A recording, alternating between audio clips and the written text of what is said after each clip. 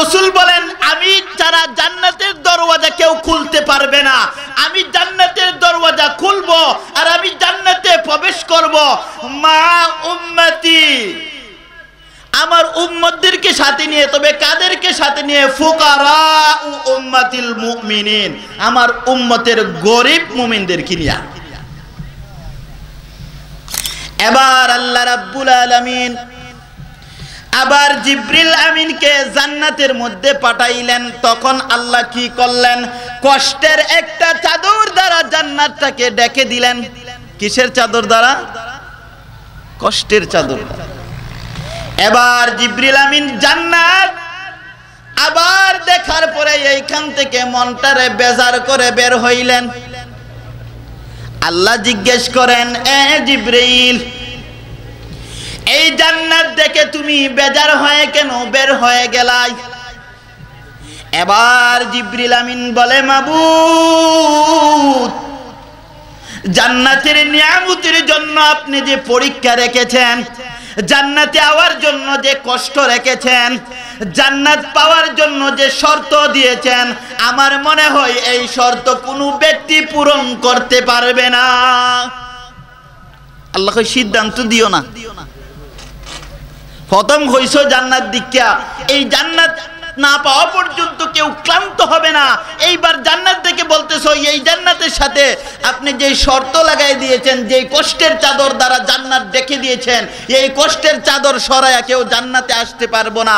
তোমার দুটোটা সিদ্ধান্তই ভুল। আল্লাহর সিদ্ধান্ত শুনো। আল্লাহ রাব্বুল আলামিনের এমন বান্দা রয়েছে, এই জান্নাতের সৌন্দর্য তারা দেখবেও না, তারপরও জান্নাতকে অর্জন করবে, এবং সেই সাথে জান্নাতকে না দেখে জান্নাতের রাস্তার যত কষ্ট রয়েছে সেইগুলাকেও তারা উঠাইয়া, কষ্টের চাদর উঠাইয়া তারা জান্নাতে প্রবেশ করবে।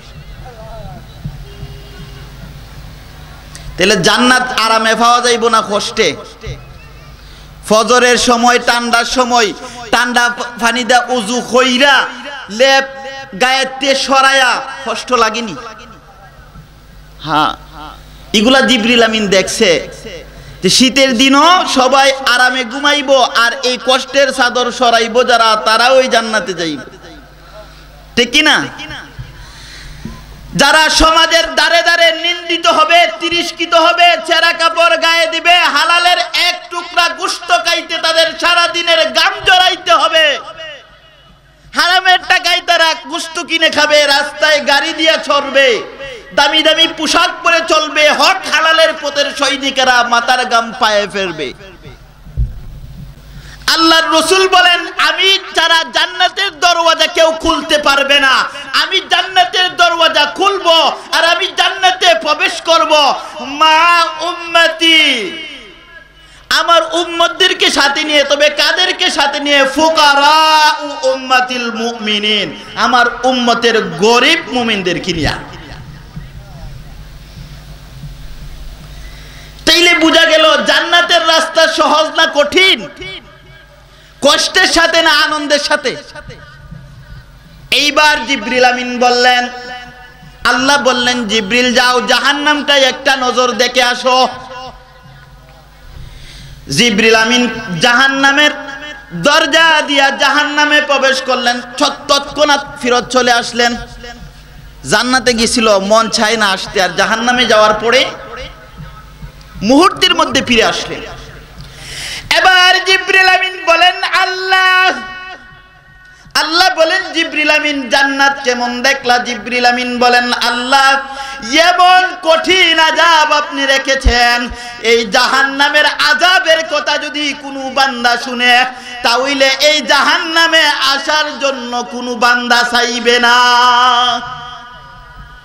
যে কঠিন আযাব আপনি রেখেছেন, ইন্না আযাবি লাশাদীদ, যে কঠিন আযাব আপনি রেখেছেন, এই আযাবের কথা যদি কেউ কানে একবার শুনে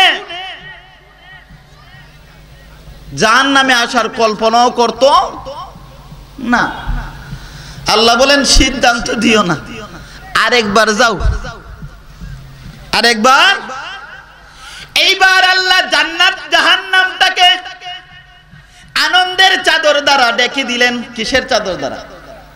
আনন্দের চাদর দ্বারা, লাজ্জাতের চাদর দ্বারা, সুস্বাদু চাদর দ্বারা আল্লাহ ডেকে দিলেন। এইবার জিবরিল আমিন এইবার যখন জাহান্নাম দেখলেন তার মুখটা কালো হয়ে গেল। আল্লাহ জিজ্ঞেস করেন, এ জিবরিল আমিন, এইবার জাহান্নামকে কি দেখলাই? বলেন, মাবুদ গো,